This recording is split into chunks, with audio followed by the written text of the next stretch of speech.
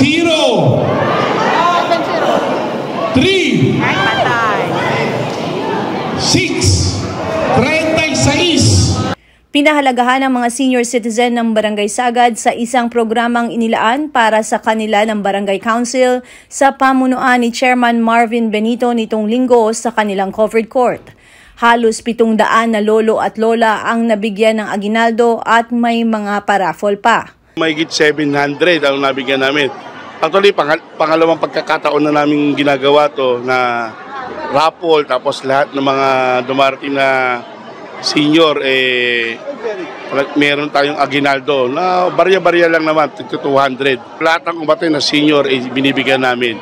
Tapos yung sa raffle, siguro more than half nanalo ng raffle, plus yung bigay ng mga sponsor natin. So ito namang senior, talagang nabuo itong plano na to last year lang talaga actually, na ganitong sistema.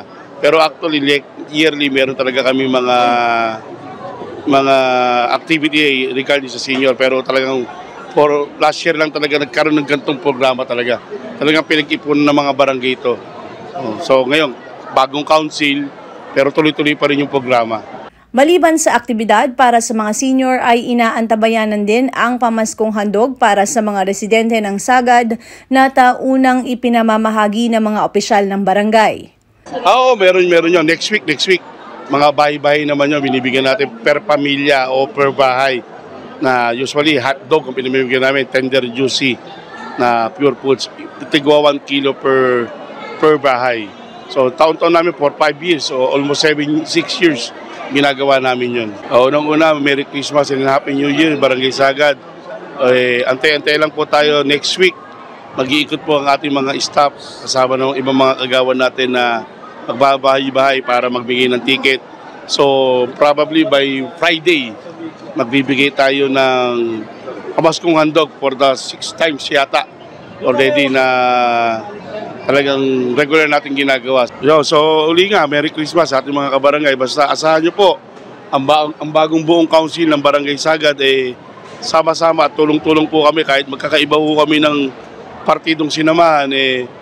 Kami naman po yung magkakaibigang personal na talagang maglilingkod kami sa ating mga kabarangay. Maagang pagbati para sa Kapaskuhan ang ipinarating ng mga kagawad at tiniyak na aalalay sa mga senior ng nasabing barangay. Sa mga senior, lolo, lola, tita, tito, Merry Christmas and Happy New Year in advance. Siyempre, doon sa mga nanalo kanina ng raffle, congrats sa inyo, at doon sa mga, siyempre, ang lahat na may mabibigyan, yung bigay ni Cap Marvin at ng buong council.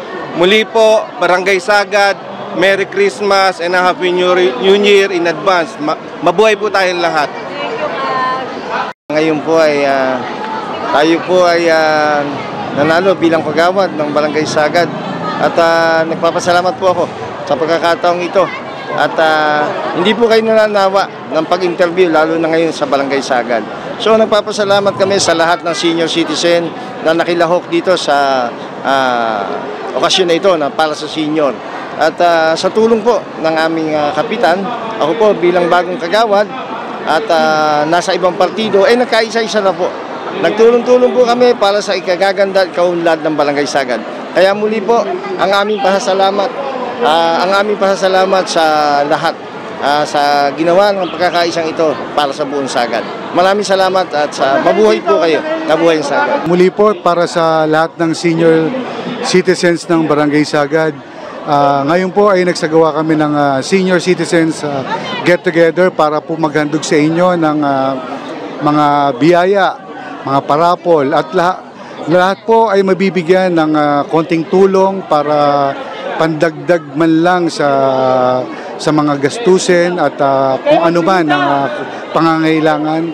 At sana maging masaya tayo ngayong Pasko at patuloy tayong magpalakas ng ating pangangatawan. Wish ko po ay good health and long life para sa inyo mga lolo at lola ng Barangay Sagad. God bless us all at advance Merry Christmas to all. Ayon sa presidente ng Senior Citizen Association sa lugar, tunay na hindi pinapabayaan ng kapitan ang kanilang sektor at dahil dito sila ay nagpapasalamat.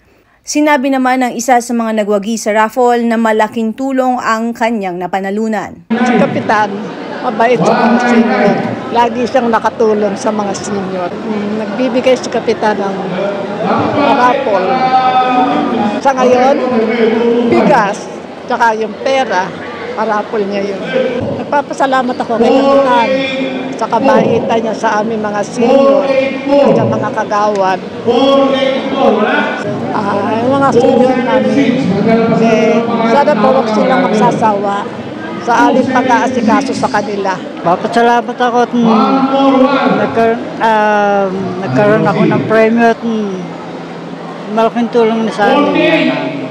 Kaya magpalain nawa tayo ng ating Panginoon. Po ay nakakuha ng bigas na galing po dito sa aming barangay. Salamat po. Ako si Luan Peñano para sa latest ng iNews Pasig.